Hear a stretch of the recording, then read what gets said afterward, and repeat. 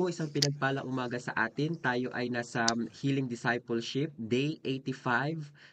Ito po ay tawag dito, papunta na tayo sa pang 3 months. Next week po, next Saturday, ito po ay pang 3 months na natin.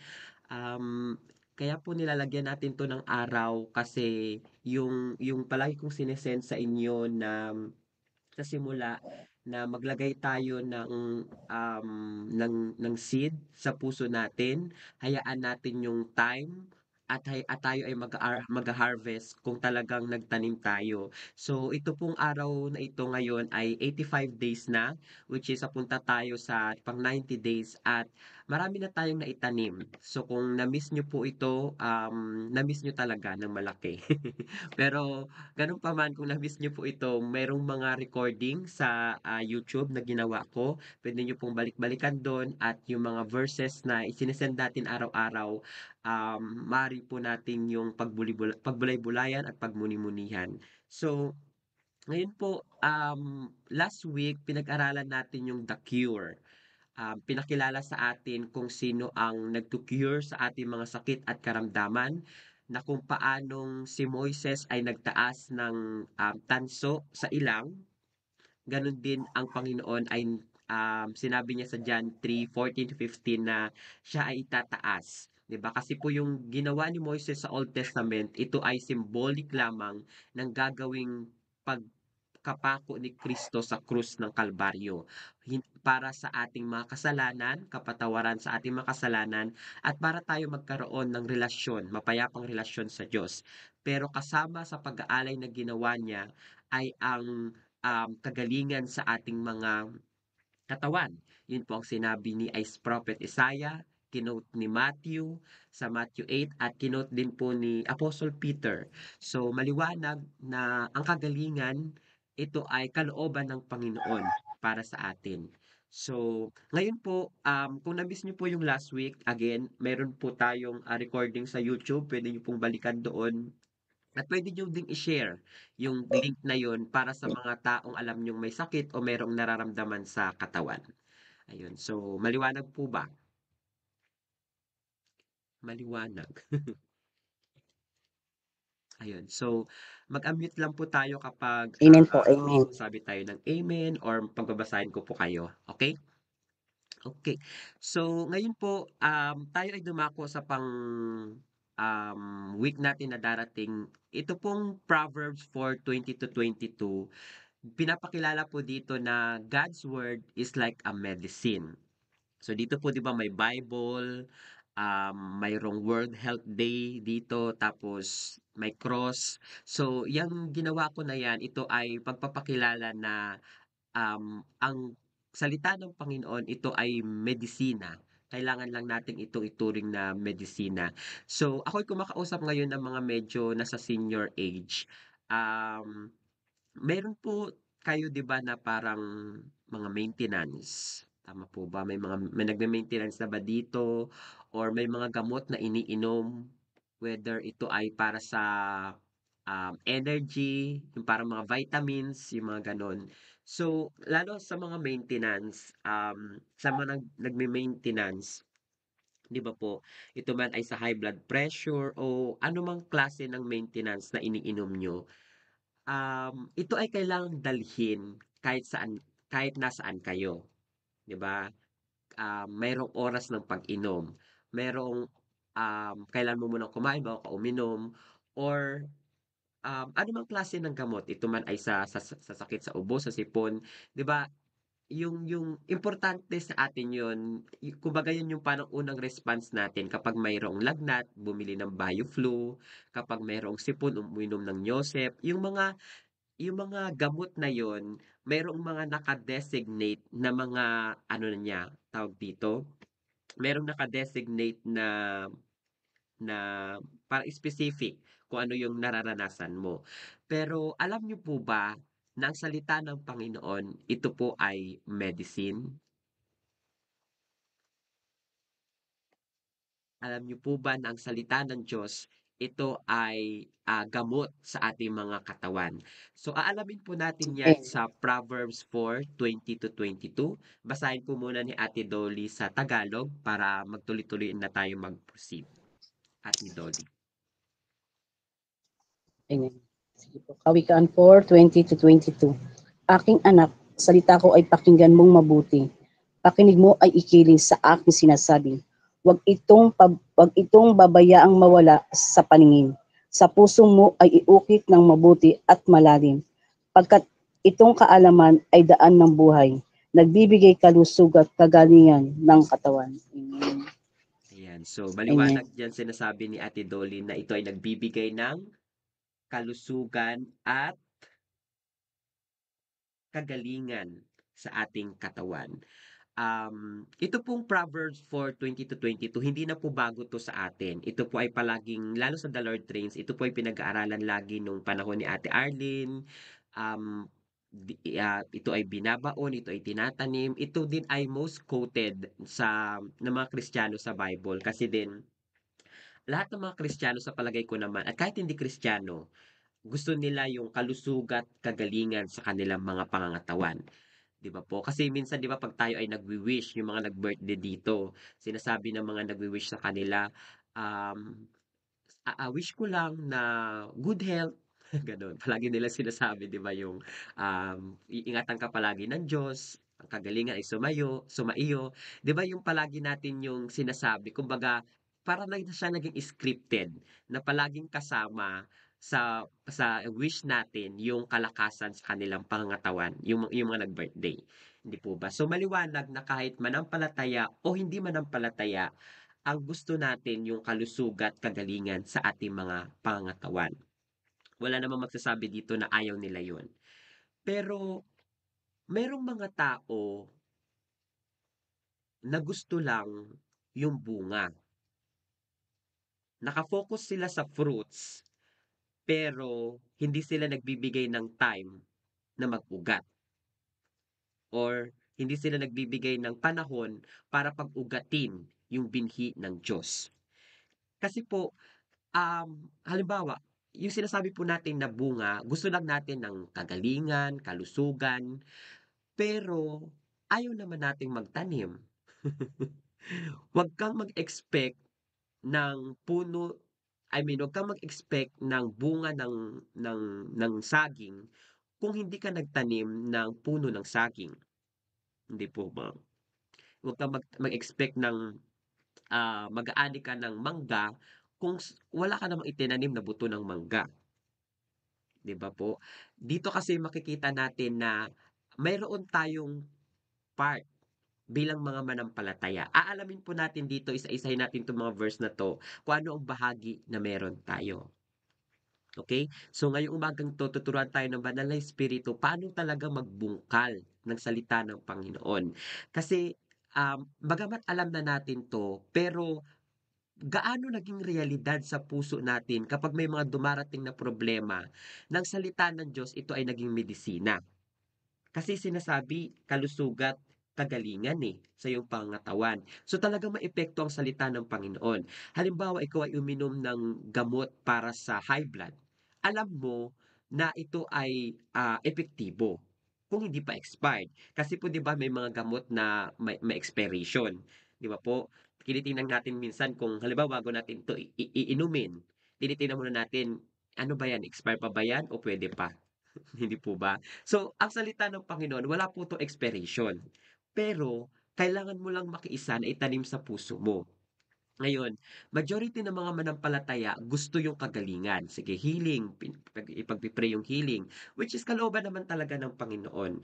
Pero, yung mga manampalataya na hindi lang umasa doon sa bunga, kundi hinayaan talaga na mag-ugat sa salita ng Panginoon, iyon po ay masasabi kong pinaka-the best na kalagayan ng isang manampalataya. Amen po ba? Yung bang hindi ka nag-e-expect na ipag-pray mo nga ako para sa kagalingan ko, which is kalooban din ng Panginoon yun. Pero ang sinasabi po natin dito, yung ikaw mismo, parang ikaw mismo yung naghanda ng pagkain mo, ikaw mismo ang nagluto, halimbawa kung adobo yan or anumang klase ng ulam, yung ikaw mismo yung naghanda ba bago mo in-enjoy yung pagkain mo. Yung hindi ka lang bumili sa fast food, hindi ka lang humingi sa kapitbahay, o hindi ka lang naki tawag dito, nakisandok sa kapitbahay. Nage-gets niyo po ba yung gusto kong ipunto? Say yes lang po or amen kung nakakasunod. And Amen.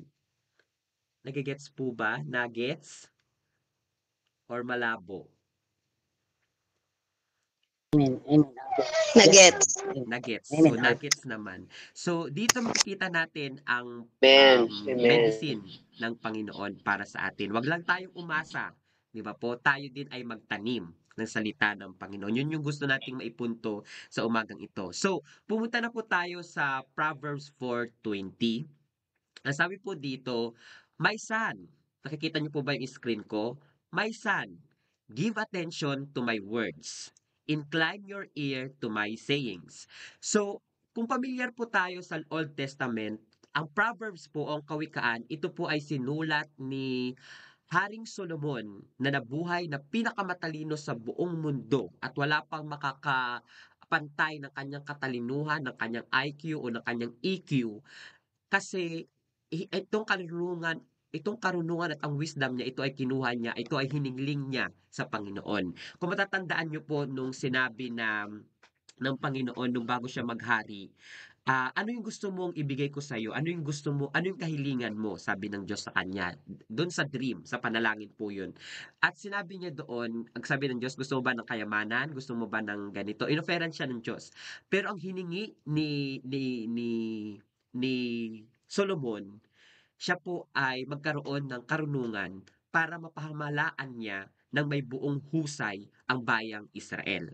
So, si Solomon po ang pinakamatalinong tao na nabuhay sa sanlibutan. Kasi ito ang katalinuhan niya ay mula sa Panginoon, yung wisdom niya.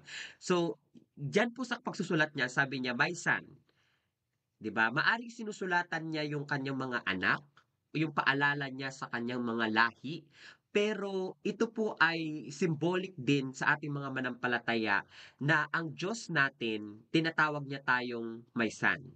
Ang mga manampalataya, mga Kristiyano. Ang sabi niya dito, "Give attention to my words." Maging attentive daw tayo sa salita ng Panginoon. Para itong pagbibilin, 'di ba, yung saan ka ba naging attentive? Saan mo ba binigay yung attention mo? Sa salita ba ng Panginoon o sa mga bagay na sinasabi ng sanlibutan? Like for example, yung mga naririnig natin sa balita na panahon ngayon ng tag-ulan, kaya uso ang ubo at sipon, 'di ba? Attentive ka sa gano'n. Um, Tawag dito, yung, um, "Huwag kang tatawid na kamamatay." 'Di ba, yung mga kung ano man yung mga nakikita natin sa paligid o yung mga naririnig natin sa paligid, attentive ka, 'di ba? Yung attentive ka dun sa mga sinasabi nila. Pero ang sinasabi dito ng Diyos na tayo ay maging attentive sa kaniyang mga salita. Magbigay tayo ng atensyon sa salita ng Panginoon. Kaya question, gaano na tayo ka-attentive sa sinasabi ng Panginoon? Gaano na yung atensyon natin sa salita ng Panginoon? Naging attentive lang ba tayo kapag araw ng linggo, kapag tayo nakikinig ng mensahe? Naging attentive tayo bawat araw sa salita ng Panginoon? Or katulad ngayon, tayo ba ay naging attentive sa sinasabi ng Panginoon? Kasi lahat tayo ngayon ay nakakarinig, eh. Pero gaano tayo, nagiging yung attention natin, nafo-focus ba natin or meron tayong mga iba't ibang ginagawa sa buhay na pinagkakaabalahan? Kasi meron mga distraction po sa sanlibutan, pero yung pagpili natin na ibigay yung attention natin sa Panginoon. So dito, makikita natin po na ikaw ang mayroong kumbaga, ang salita ng Panginoon binibigay niya sa'yo, pero nasa iyo ang kapamahalaan kung bibigyan mo ba ng atensyon 'to o hindi. Amen po ba? Kasi every time na hindi mo binibigyan ng atensyon ang salita, meron kang ibang pinofokusan, meron kang ibang binibigyan ng atensyon.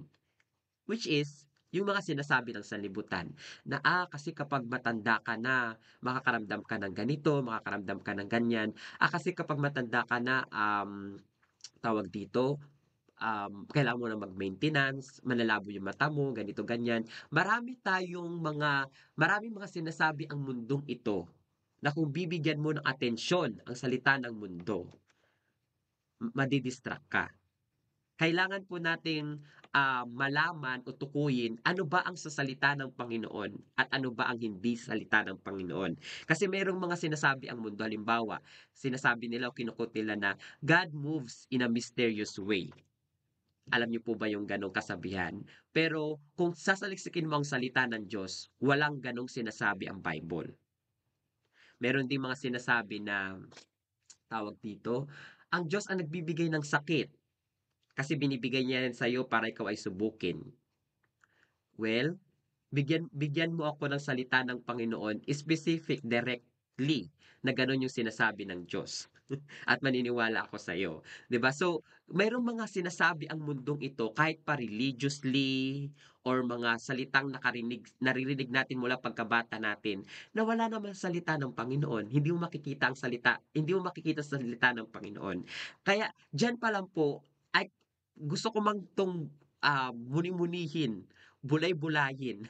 Pero baka abutin tayo ng tanghali dito, 'no? So, diyan pa lang, give attention to my words. Pangalawa, sa paanong paraan tayo magiging atensyon sa salita ng Panginoon? Ang sabi po sa sumunod, incline your ear to my saying.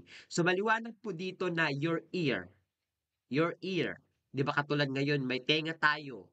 Kasi ang sinasabi ng Bible, ang mga may pandinig ay makinig sa sinasabi ng Diyos. So, dito makita natin, tayo nagiging attention kung ang tenga natin ay naka-incline sa Diyos. So, ang question ko sa inyo, saan naka-incline ang mga ang tenga nyo ngayon? Saan nyo ifino-focus ang tenga nyo ngayon? Sa Tagalog, sinasabi yung huwag pababayaan pakinig mo ay ikiling, 'di ba? Yung saan mo ngayon ikinikiling yung pandinig mo? Sa sinasabi ba ng mundo o sa sinasabi ng Diyos? 'Di ba po? Pinagpala tayo na meron tayong pandinig. Pero saan saan natin finocus yung pandinig natin? Kumbaga saan na-e-enjoy ng tenga nating makinig? Sa salita ba ng Diyos o sa mga bagay na meron ang sanlibutan ito? Iwan ko pong tanong sa inyo yan. Incline your ear to my sayings. Next po, ang sabi po sa verse 21, Ate Jazz, nakikita mo ba yung screen ko? Hello, Arbs. Okay na? Okay na. Paulit-ulit. Okay. Proverbs 4:21. Do not let them depart from your eyes. Keep them in the midst of your heart. Thank you so much. So, kanina po sa verse 21, sa verse 20, sinasabi po, di ba, kung matatanda natin, your ear. Incline your ear. Sa verse 21 naman po, do not let depart from your eyes. Your eyes naman. So, meron tayong dalawang mga mata. Hindi po ba? So, ang sinasabi dito, wag natin daw hahayaan na mawala sa ating paningin. Kung ito man ay ito ay tumutukoy sa ating paningin physically, 'di ba? Kasi kung ang mata natin, once na ito ay matuon sa isang bagay, parang yun ang nakapokus sa atin. For example, magsimula kang mag-open ng Facebook, scroll mo ng scroll, at sabi nga sa pag-aaral, ang mga tao ngayon, umuukol sila o nag-i-spend sila ng time 4 hours, 4 to 5 hours nag-i-spend sa cellphone para lang mag-scroll at mag-social media at kung ano-ano pa man. 'Di ba po? So, doon naka-focus yung mga mata ng mga tao ngayon sa panonood, sa TV, sa social media at kung saan-saan pa man. Pero kung isipin natin, kung yung 4 hours kaya na yon to 5 hours na mga mata, kung ifinokus kaya ito sa salita ng Panginoon, ano na kayang nangyari? Ano na kayang nagbunga? 'Di ba po? Kasi, makita natin dito na yung mga mata natin kasi po itong sinasabing your eyes, your ears, ito po ay sa'yo. Meaning, hindi ka pipilitin ng Diyos na i-focus mo yung mga mata mo sa salita ko lang o ito focus mo yung tenga ko sa mga salita ko lang. No, pinapaalala sa atin ng Diyos yun, pero ikaw ang merong kapamalaan para makiisa na mangyari sa'yo 'tong sinasabi ng Panginoon. Sa verse 22 po 'yun, yung kalusugan at kagalingan. Pero dito po sa pag-focus sa ating mga mata o wag nating hayaang mawala ang salita ng Diyos sa ating mga mata, meaning to say, hayaan talaga natin na ang mga mata natin, majority ng ating tinitingnan ay yung mga bagay na may kinalaman sa Panginoon. Kasi once na hindi ka sa Panginoon, mayroong mga bagay na umuusbong sa'yo. 'Di ba po? Kaya ang sabi po dito sa sumunod po, keep them in the midst of your heart. So kanina, your ears, tapos sumunod your eyes, ito naman your heart. Your heart. Ang puso mo. Ang salita ng Panginoon, ito po ay dinisenyo para sa puso natin. Ito po ay nagiging ground natin, ito po yung nagiging soil natin kasi 'di ba po may matabang puso. Ito po yung nagiging lupain ng binhi na kailangang pagtamnan. Katulad sa mga probinsya, 'di ba? Hindi mo itatanim ang salita ng I mean, hindi mo itatanim ang binhi o ang buto sa semento kasi hindi siya magbubunga doon. Hindi siya maggo doon. Hindi mo din puwedeng ilagay ang buto sa damit kasi hindi siya magbubunga doon, 'di ba po? Ang salita ng Diyos ito ay nakadisenyo sa puso ng tao. Kaya ang sinasabi ni Solomon dito, "Keep them in the midst of your heart." Talagang itago talaga natin ang salita ng Panginoon sa ating mga puso. 'Di ba po? So, ikaw ang merong pakikiisa dito. Again, kaya na sa verse 20 sinasabi, incline your ear, ang ating mga tenga. Sumunod naman, huwag mong hayaan na mawala sa iyong paningin, your eyes. At itatago mo siya saan? Your heart, sa ating mga puso. Kaya, sinasabi po dito sa verse 22, for they are life to those who find them and health to all their flesh. So makita natin dito na ang salita ng Panginoon, ito ay nagbibigay ng health. Sa ibang translation po, ito ay healing, sinasabi doon. Kung alam po sa NLT ata yun, ito ay health sa ating mga flesh. Pag sinabi pong flesh, ito po ay bahagi ng ating mga katawan. So, ang salita ng Panginoon, sinasabi sa verse 22, kasi po itong verse 22, ito po ay bunga lamang kung talagang kung ginawa mo yung verse 20 at verse 21. Hindi mangyayari itong verse 22 kung hindi ka dumaan sa verse 20 at verse 21. Hindi mo wala pong skip dito.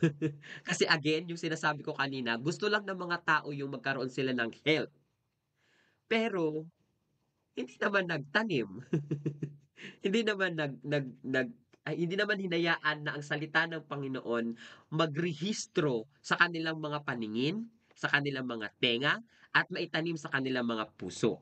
Kasi po, ang kailangan dito, mag-register talaga sa ating mga senses, sa ating mga kaisipan, sa ating mga tenga, sa ating mga mata, at sa ating puso na maitanim ang salita ng Diyos.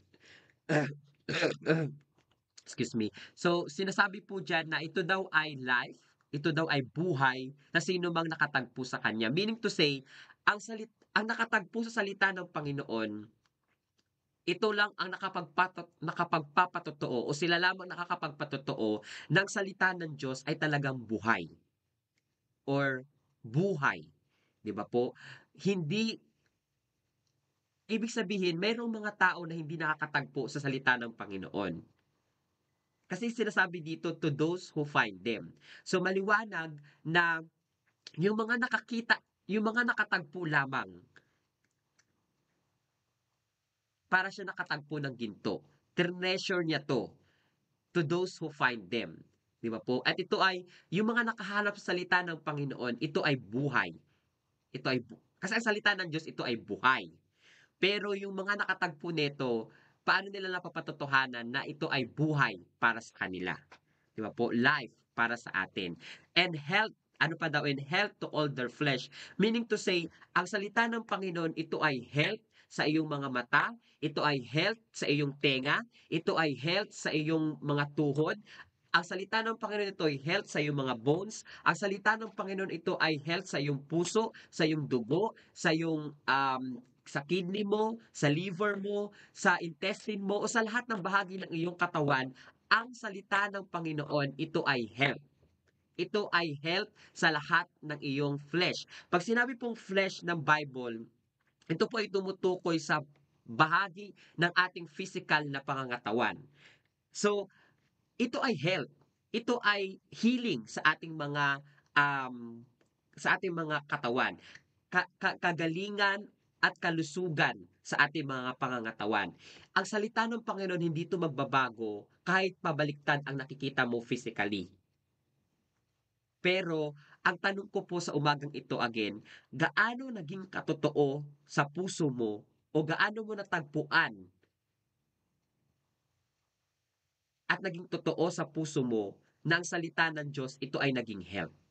Kapag nananakit ang iyong tuhod, kapag nananakit ang iyong balakang, kapag nananakit ang mga bahagi ng iyong katawan, anong salita ng Diyos, specific na salita ng Diyos ang iyong hinahawakan?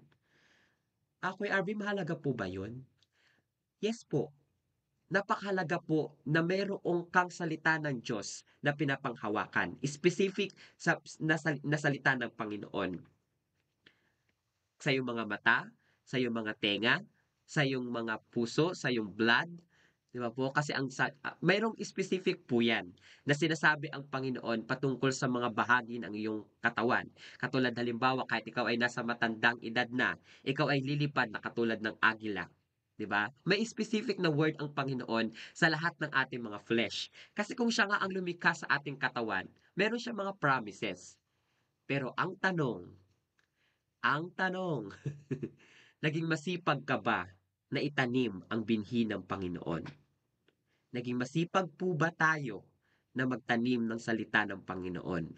Or umaasa na lang tayo sa mga healing evangelists, umaasa na lang tayo sa mga elders sa church, umaasa na lang tayo sa mga tawag dito, mga faith healer o yung mga pinagurian nating mga malalaki yung mga faith nila o malalakas sila ang panampalataya nila.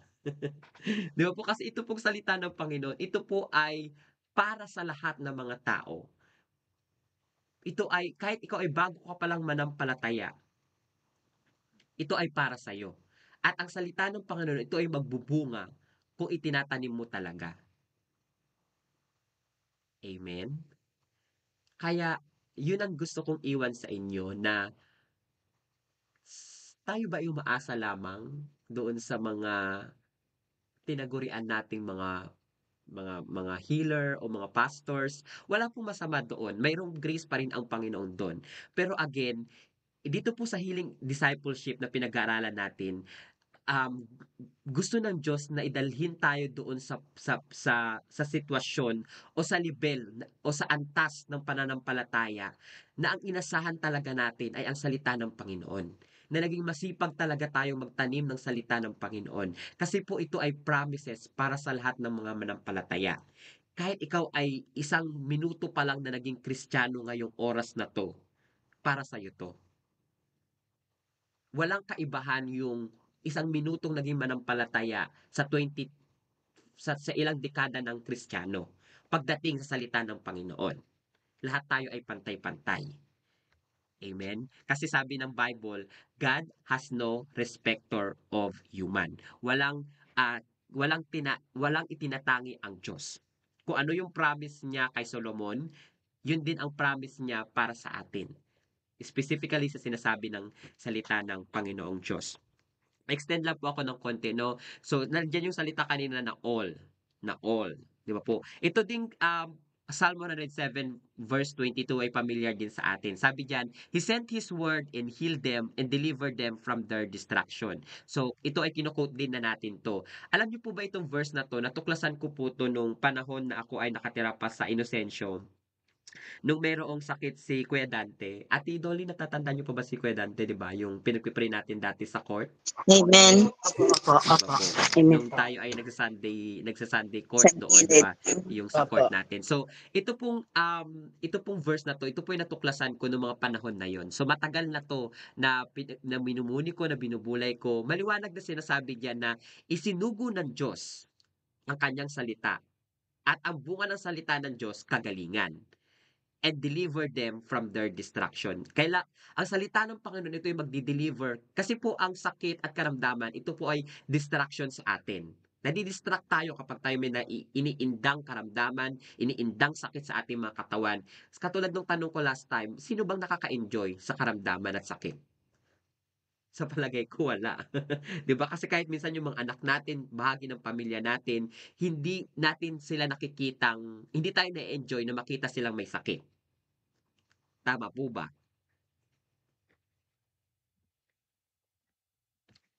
'Amen? 'Di ba po? Hindi natin na-enjoy na nakikita silang may sakit. So, ang salita ng Panginoon kapag ito ay naisugo, ito ay magbibigay ng kagalingan sa atin at tayo madi-deliver sa lahat ng ating mga distraction. Ngunit ano na naman yung pakikisa mo? Kasi meron kang pakikisa. Ang pakikisa mo po, ang sabi dito sa Psalm 119 verse 130, "The entrance of your words gives light. It gives understanding to the simple." Ang pakikisa mo dito, hayaan mo na mag-entry ang salita ng Panginoon sa iyong kasi po ang mata natin, ang tenga natin, iyan ay mga pintuan para makapag-entry ang mga bagay na nasa labas. For example, yung mga nakpapanood natin, yung mga naririnig natin, ang ating mga senses, ito ay entry level. Ito ay bukas na pinto para mayroong makapasok sa atin. Ganon din po ang salita ng Panginoon. Ang Diyos, ginawa niya na yung kanyang part. Isinugo niya na ang kanyang salita. Perfect na ang Bible, complete na ang Bible. Di ba po? Pero ang bahagi natin, hayaan natin itong mag-entry sa ating mga puso, mag-register sa ating paningin, mag-register sa ating mga tenga, at maitanim na mabuti sa ating mga puso. Kasi ang puso natin, ito ay spiritual womb natin para maitanim ang salita ng Panginoon. Ngayon, kung hindi na itatanim ang salita ng Panginoon sa iyo, hindi mo mararanasan yung sinasabi dito. Kasi ang sabi ng Diyos, your words gives light. The entrance of your words gives light. Ang salita ng Panginoon, ito ay liwanag. Ito ay ilaw. Ano pa? Ito daw po ay nagbibigay ng pangunawa sa mga simple. 'Di ba po? Kahit ikaw ay parang, iniisip mo parang ikaw ay mangmang o kaya parang iniisip mo na parang hindi hindi ka naman gano'n katalino, eh, o kaya parang hindi mo naman naunawaan ang gano'n ang salita ng Panginoon. Hayaan mo lang na itanim ang salita ng Panginoon sa puso mo, i tingnan mo sa iyong mga mata, tingnan mo sa iyong mga tenga, mag-register ng buo sa'yo. Hayaan mo lang. At ang bunga po nun, ikaw ay maliliwanagan. Lalo na kapag hinayaan mo ang Holy Spirit na mag-enlight sa'yo. At kahit ikaw ay napakasimpleng tao, ang pangunawa mo sa salita ng Panginoon ay kakaiba. Iba yung nakikita ng ibang manampalataya sa nakikita mo. Di ba po? Nung nagsisimula po nung nagsisimula ako sa ministry, ito yung pinag-pray ko sa Panginoon na bigyan niya ako ng karunungan sa salita ng Panginoon. Kasi hindi dahil sa mayroon kang karunungan sa mundo, maunawaan mo ng salita ng Panginoon. Kasi ang mga bagay na naisulat, ito po ay spiritual at hindi kaya tong unawain ng mga bagay, ng mga tao na may kahit ano pang level ng IQ mo, ng level ng kaisipan mo, kung walang pagtuturo ng banal na espiritu at kung hindi sa liwanag ng Diyos sa puso mo, hindi mo maunawa ng salita ng Panginoon. Pero pangunawa, yun po ay unang level at pangalawang level yung wisdom. Kasi po pag sinabing wisdom, naia-apply mo yung natututunan mo. Di ba po? For example, um, short testimony lang, dumaan kami this week na meron kaming biglang nangyaring problema sa pamilya namin kasi yung tatay ko nabaril siya sa paa. So doon parang nakaramdam ako ng stress, nakaramdam ako ng panlulumo, nakaramdam din kami ng takot, kami magkakapatid. Kasi parang hindi man gano'n naging mabuting tatay yung tatay namin. Pero parang at the end of the day, tatay mo pa rin siya, 'di ba? Tapos meron pa ring connection in blood. So parang doon sa time na yon nung pinag-aaralan ko 'to, nung dumadaan ako sa sitwasyon, sabi ko, "Lord, ano yung wisdom mo dito?" Kasi 'di ba pwede kong piliing mapayapa kaysa sa ma-stress na ma-stress ng buong linggo, 'di ba po? So, dito makita natin talaga ng salita ng Panginoon, ito ay nagbibigay ng life, ito ay nagbibigay ng healing, ito ay nagbibigay ng liwanag, at ito ay nagbibigay ng pangunawa at wisdom sa mga nagtatanim ng salita ng Diyos. Pero again, wag tayong um, wag tayong manghina na itanim ang salita ng Panginoon. Wag tayong mawala ng pag-asa. Kasi po ang paalala sa Hebrews, ito po yung last verse ko na ngayong araw na to, ang paalala po sa Hebrews, therefore, do not cast away your confidence which has great reward. Sinasabi po dito sa verse 35, maari kang panghinaan ng loob. Maari kang mawalan ng confident sa iyong katawan. I mean, sa iyong pananampalataya. Wag sabi dito ng sumulat ng Hebrews, wag mong hayaan maalis yung confident mo. Lalo na kung pinapanghawakan mo ang salita ng Panginoon. Kasi mayroon tong great reward. Ang mga tao gusto lang yung great reward. Pero hindi namang naging confident na wala namang confidence sa sinasabi ng salita ng Panginoon. O wala namang pagtitiwala sa sinasabi ng Panginoon, sinasabi ng Panginoon kapag ito'y sinasabi na nila sa kanilang mga bibig. For example, thank you Jesus that your word is healing, or thank you Jesus that by your stripe I am healed. Gaano ka ka-confident na sinasabi sa iyo 'yon? I mean, gaano ka ka-confident na binubukas mo 'yun sa labi mo? Gaano naka-confident sa'yo na sinasabi mo ang mga salitang iyon, 'di ba po? Gusto natin yung great reward, pero ang sinasabi dito, 'wag nating hayaan na mawala yung confident natin sa sinasabi ng salita ng Diyos. And last verse 36, for you have need of endurance. Kailangan nating magtiyaga. Kailangan natin ng pagtitiyaga. Ang mga nagtatanim po, hindi kapag itinanim mo na ngayon, mag-aani ka na bukas. Walang overnight na pagbubunga. Hindi kapag itinanim mo na katulad ngayon, 'di ba 85 days na tayo. Maaring mayroong nagmumuusbong na sa atin ngayon, maaring wala pa, maaring may mga nagbubunga na ngayon sa atin. Pero katulad ng paalala dati ni Ate Arlene, once na itinanim mo ang binhi, hindi mo 'to puwedeng balik-balikan na bunot-bunutin na, "Ay nag-ugat na ba?" Kasi mamamatay yung binhi na itinanim mo. Hayaan mo lang doon na maitanim ang ang binhi, at diligan mo, ilagay mo sa tamang araw, tamang tubig, at hayaan mo doon. Ganon din ang salita ng Panginoon. Kailangan lang kasi itong mag-register sa iyong tenga, mag-register sa iyong paningin, at hayaan mong, sabi nga 'di ba sa kanina sa verse natin, keep them. Kailangan mong i-keep ang salita ng Panginoon sa puso mo. Yun po ang pakikiisa natin sa verse 21. Keep them in the midst of your heart. Yun ang bahagi mo. At lastly, sabi dito, for that after you have done the will of God. Alam mo ba ang will ng Panginoon? Sa pinag-aralan natin sa Proverbs 4:20-22, ang will ng Panginoon, i-incline mo daw ang iyong mga paningin, ang iyong mga tenga sa sinasabi ng Panginoon. Ang will ng Panginoon, huwag mong hayaan na mawala sa iyong paningin. Ang will ng Diyos, itago mo sa iyong puso ang salita ng Panginoon. Kasi ito ay health sa lahat ng iyong bahagi ng iyong katawan. 'Di ba po? At will yun ng Panginoon. Pero sinasabi ng Diyos, after mong magawa yon, after mong magawa ang Proverbs 4:20-21, you may receive the promise. Ang promise dito ay nasa verse 22.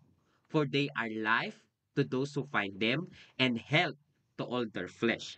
Ang mga tao, gusto lang palagi yung bunga, ang gusto lang palagi yung promises na ma-receive, gusto lang ma-receive yung healing, gusto lang ma-receive yung promises ng salita ng Panginoon, pero hindi namang nagtanim ng salita ng Panginoon.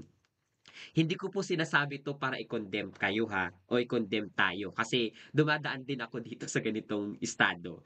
Pero ang nililiwanag sa atin ng banal na Espiritu sa umagang ito, maging attentive tayo sa sinasabi ng salita ng Panginoon. Maging attentive tayo. Maging attentive tayo sa sinasabi ng Diyos. Amen? So, diyan po magtatapos ang ating healing discipleship ngayong araw na to.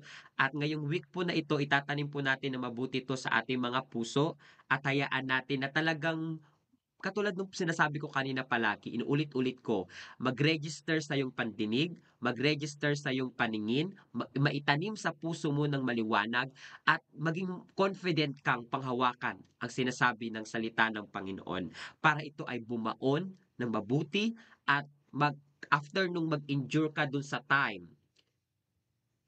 ikaw ay makaka-receive ng promise ng Panginoon. Huwag tayong umasa lang sa pananampalataya ng iba para ikaw ay gumaling. Kailangan mong magbungkal ng sarili mo sa salita ng Panginoon para ikaw ay maka-receive ng kagalingan na nagmumula sa Panginoon. Pagpalain po tayo ng Panginoon. God bless po.